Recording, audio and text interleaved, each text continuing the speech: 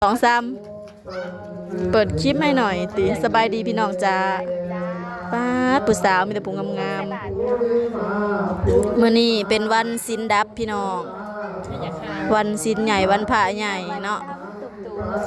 ผู้คนสวยของหากระตื่นนางจะไปลงใส่บาตรบ่ลงลืมมาอาบน้ำสัตว์หนูกับบ่สวยดอกค่ะหนูสวยดำพี่หนูซื่อๆสวยนะบ่ได้เด้อบาทหาเป็นจะใส่ได้ก็จะใส่ไว้พระเจ้าแล้วบ่แล้วค่ะใส่บาตรเอิ้นมาจังได๋ก่อซาจิวเอิ้นมาจังได๋ตอนนี้เพิ่นกำลังสวดอีหยังสวดอิพิธรรมให้หลวงพ่อผู้เพิ่นล่วงลับไปแล้วเนาะบ้านเฮาก็มีงานอีกแล้วพี่น้องเขาเอิ้นว่างานอีหยังว่าบ่เป็นว่าบ้านเฮาก็งานโปงศพเนาะเนี่ยพ่อเพิ่นเป็นเจ้าอธิการวัดบ้านเฮาเนาะเพิ่นได้มรณะภาพไปในมื้อใดวะมื้อวันที่หยังมื้อบุญบัดดอนหวายวันที่20เนาะแต่มื้อโปงศพแม่นวันที่เท่าใดเจ้าจิ๋ววันที่1พี่น้องบ้านเฮาก็มีงานบุญอีกแล้วจ้าเป็นงานใหญ่พี่น้องเอ้ยรวมได้เด้อค่ะพี่น้องค่ะรวมเฮ็ดลงทานเฮ็ดบุญนำกันพี่น้องในมื้องานโปงศพเนาะวันที่1เด้อพี่น้องวันที่1เดือนหยังก็เป็นเดือนพฤษภาคมบ่เดือนหาเนาะเป็น6ลาวเดือนหน้าพี่น้องวันที่1ต้นเดือนเลยเดี๋ยวจะให้พี่น้องเบิ่งบรรยากาศนำกันเนาะมื้อนี้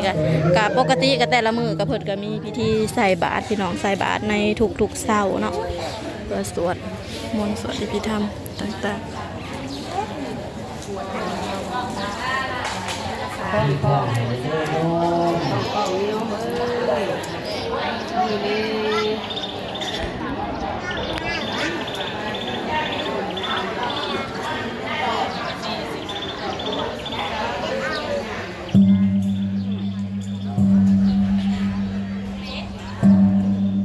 ดาวกะยากเวียกพี่น้องเอ้ยสิขาวนักทุกมื้อเลยกะเลยบ่ได้มีโอกาสลงมาเฮ็ดอีหยังเฮ็ดเวียกรวมเฮ็ด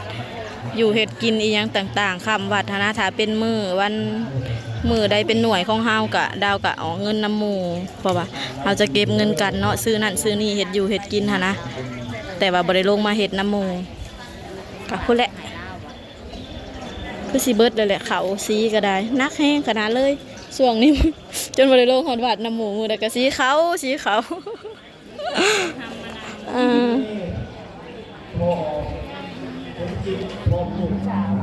ได้จิ้ว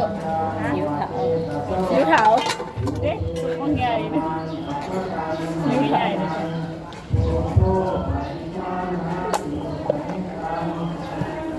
งามอยู่ต้นไม้ทั้งหลังแบบเจ้านั่นแดงงามกว่าหมูทั้งหลัง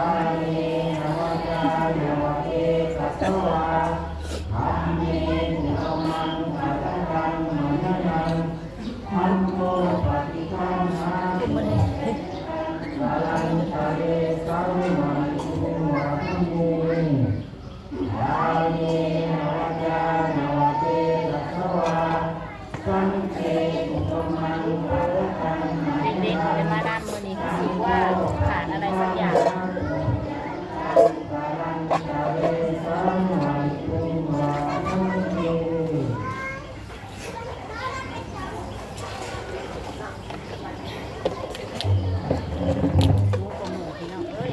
อยู่หันแล้วงามเลยทางหลังยาหน้าเห็นอะไรสักอย่าง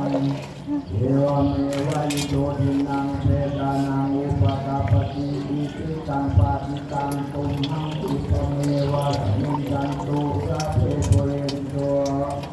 สังฆปาจันโทภะละละโตยะธามะโยติระโตยะ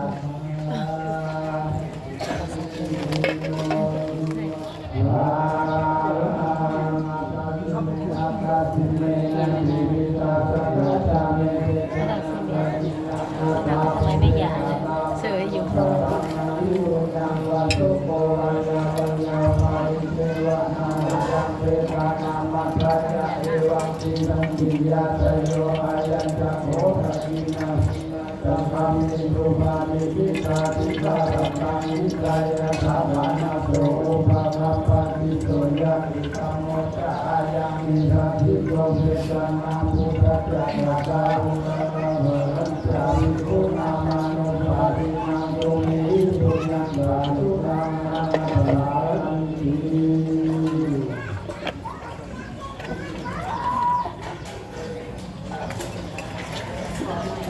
ปฏิสัมพุอิมังเทวรังสัมมานามิทุติยัมปิอิมังเทวรังสัมมานามิ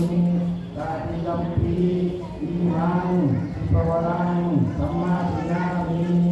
หันปะตามิวายังพันเตอาวุธาวะปะหุจามนังถูกลัญญาอายุตุมายุจายะตา